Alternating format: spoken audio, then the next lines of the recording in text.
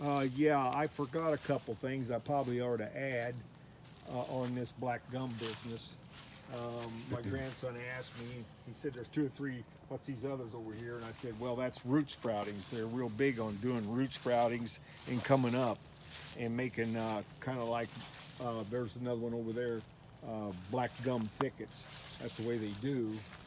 They're pretty prolific. I guess they come up from seed or root sproutings, either one. This tree here, he asked me how old it is, and believe it or not, this tree's probably about, well, this tree's getting close to 50 years old, I imagine. After they get up to, they'll grow real fast, black gum will, this Tupelo gum and sweet gum,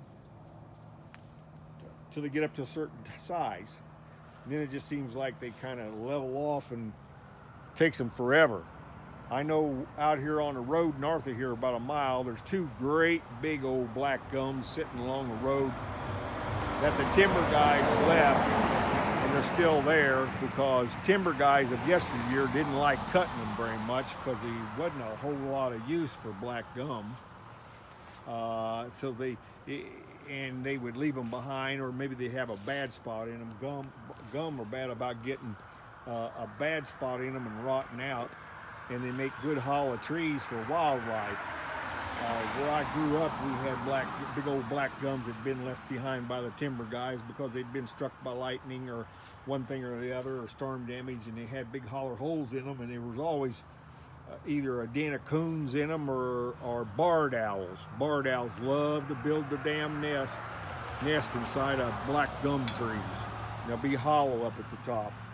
And them ones that's out here on the road, I imagine they're probably getting close to 200 years old. I wouldn't be a bit surprised if they get a certain size. This tree here, I know, I bought this place 30 years ago, and it was here then, so I know it's getting close to 50 years old. And you can see it's just a little one. There's three or four other small ones over in that wood where we can't see them. But them back gums out on the road are almost as big as this here red oak tree right here by. We're standing right next to this black gum, and that's how big they are. And they get big, heavy, rough bark on them. Yeah, this gum tree, like I said, it's got beautiful color, but it gets heavy bark on it. As it gets older, it gets bigger and heavier and rougher bark. And this here spots and stuff you see on his leaves here is just deterioration and probably funguses that's attacking the leaves, and you don't see it or notice it very much until cold temperatures at night stop photosynthesis, so the leaves stop making green chlorophyll, and the green goes out and the red starts showing, and then them fungus spots start showing. That now this grain on black gum, they like the catalpa, is real fine. It's real fine, and it's cross grain. It's basket weave. Remember we talked about the basket weave on that catalpa. Sweet gum is basket. That's the reason I talked about sweet gum earlier when I was talking about this black gum, is because both of them have basket weave grain. They cross grain. You can't hardly split them by hand at all. You got to split them with a machine.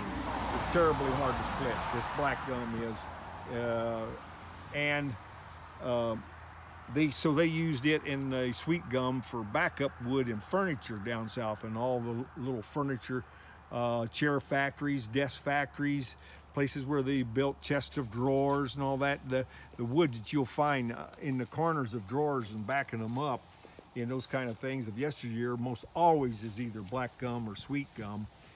They used it for furniture, secondary wood a lot, because it is strong. It don't split because of its tight cross grain.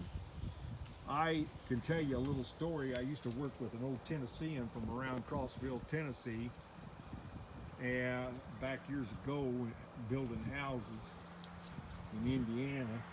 And we were talking about gum trees, and he said what they used to do down there. He was raised in a house that was built before the Civil War, and it didn't have anything in it except two fireplaces, one on each end of the old house, and that's all they had for heat.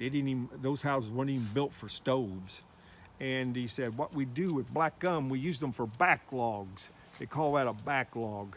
You can look this up. When you hear this, you think I'm telling you a big story, but I have heard of it before, and then he told me this story, and it really rung a bell with me.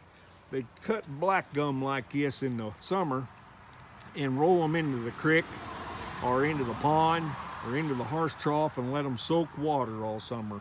And gum will soak water just like elm. It'll soak water and hold water and get heavier. It'll get heavier than hell.